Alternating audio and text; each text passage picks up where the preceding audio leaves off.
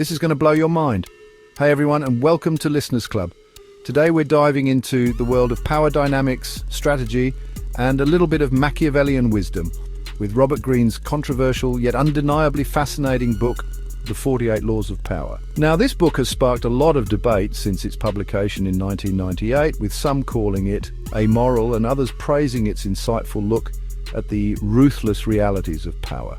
But look, the 48 Laws of Power isn't about being a jerk, it's about understanding the often unspoken rules that govern human behavior, especially when it comes to navigating the hierarchies of society, business, and even our personal lives. It's about recognizing the timeless strategies employed by historical figures, from Sun Tzu to Machiavelli to, yes, even Cersei Lannister. Over the next few minutes, we'll be unpacking 10 of the most impactful laws from Greene's book, exploring their historical context, and most importantly, how they can be applied or perhaps subverted in our modern world. So buckle up, grab your metaphorical suit of armor, and let's get started. All right, law number 1 is all about keeping your cool. Greene argues that letting your emotions control you is a surefire way to lose power. Why? Because when you're ruled by anger, fear, or even excessive excitement, you become predictable. Think about it.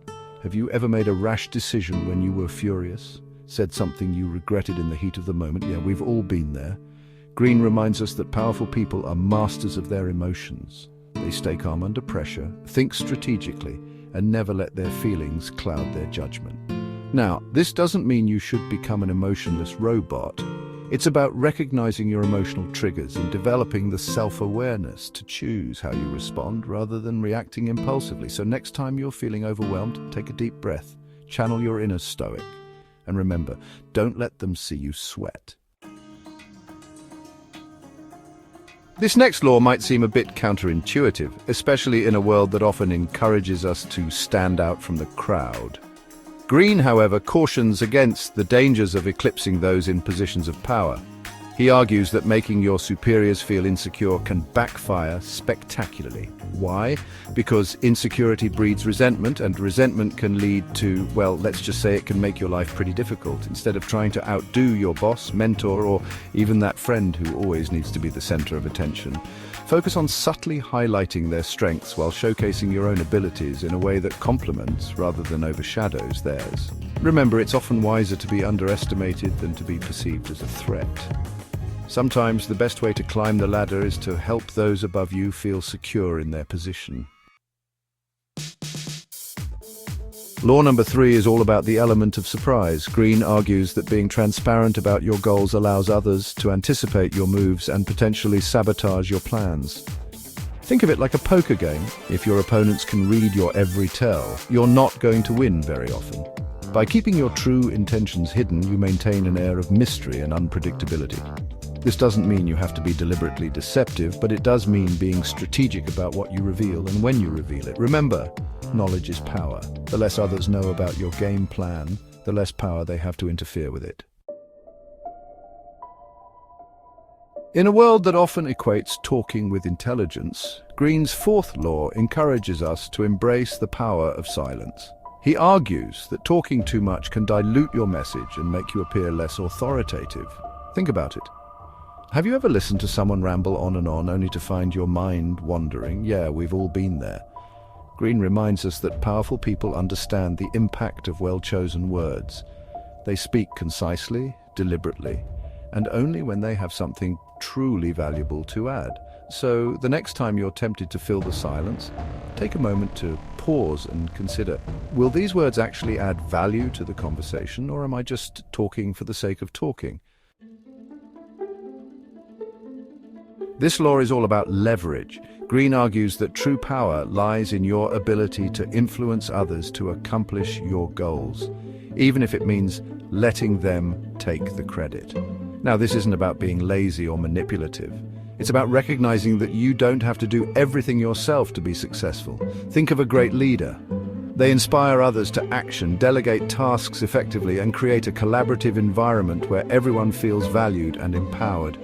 By mastering the art of delegation, you free up your time and energy to focus on the bigger picture, the strategic decisions that will ultimately lead you to success. Law number 6 is all about controlling the playing field.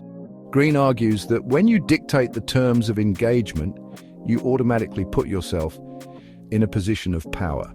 Think about it. Who has more leverage in a negotiation? The person who initiates the meeting or the person who agrees to be summoned? When you make others come to you, you create a subtle but powerful dynamic.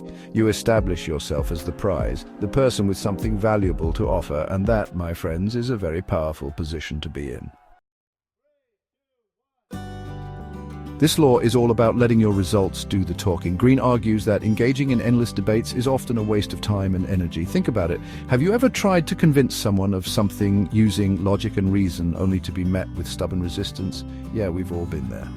Greene reminds us that actions speak louder than words. Instead of wasting your breath trying to win an argument, focus on proving your point through your accomplishments. Let your success be your loudest advocate, and let your detractors fade into the background noise. This law might seem a bit harsh, but Greene argues that associating with negative people can be detrimental to your own well-being and success. Think about it. Have you ever spent time with someone who always seems to be complaining, gossiping, or dwelling on the negative aspects of life? How did that make you feel? Greene reminds us that negativity can be contagious. It can drain your energy, cloud your judgment, and ultimately hold you back from achieving your goals.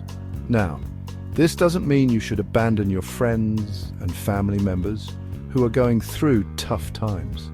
It's about being mindful of the company you keep and surrounding yourself with people who uplift, inspire, and support your growth. This law is definitely one of the most controversial in the book. Greene argues that a degree of calculated unpredictability can be an effective way to maintain control. Now, before you start planning any elaborate schemes, let's be clear. This law is not about being intentionally cruel or manipulative. It's about understanding that people are often more intimidated by what they don't understand. When you're too predictable, you become easy to read, and therefore easy to manipulate. By introducing an element of surprise into your interactions, you keep others on their toes and make it more difficult for them to anticipate your next move. The final law we'll be discussing today is all about focus. Greene argues that spreading yourself too thin can dilute your power and make you less effective. Think about it. Have you ever tried to juggle too many projects at once, only to find that you weren't giving any of them your full attention? Yeah, we've all been there. Greene reminds us that true power lies in concentration. By focusing your energy and resources on a specific goal, you increase your chances of success exponentially. So, the next time you're feeling overwhelmed, take a step back and ask yourself, what's the one thing I can focus on right now that will have the biggest impact on my overall goals? So there you have it. 10 of the most impactful laws from Robert Greene's The 48 Laws of Power. We've explored the importance of mastering your emotions, the dangers of outshining the master, the power of concealing your intentions, and the strategic advantages of calculated unpredictability. Now, it's important to remember that these laws are just tools. How you choose to use them, or whether you choose to use them at all, is entirely up to you. The key takeaway here is that understanding the dynamics of power can be incredibly valuable, both in your professional and personal life. If you're intrigued by these ideas and want to delve deeper into the world of power dynamics, I highly recommend checking out Robert Greene's book. It's a fascinating read that will challenge your assumptions and provide you with a unique lens through which to view the world around you. As always, thanks for watching, and don't forget to like, comment and subscribe for more thought-provoking content. Your engagement helps us bring you more insightful content.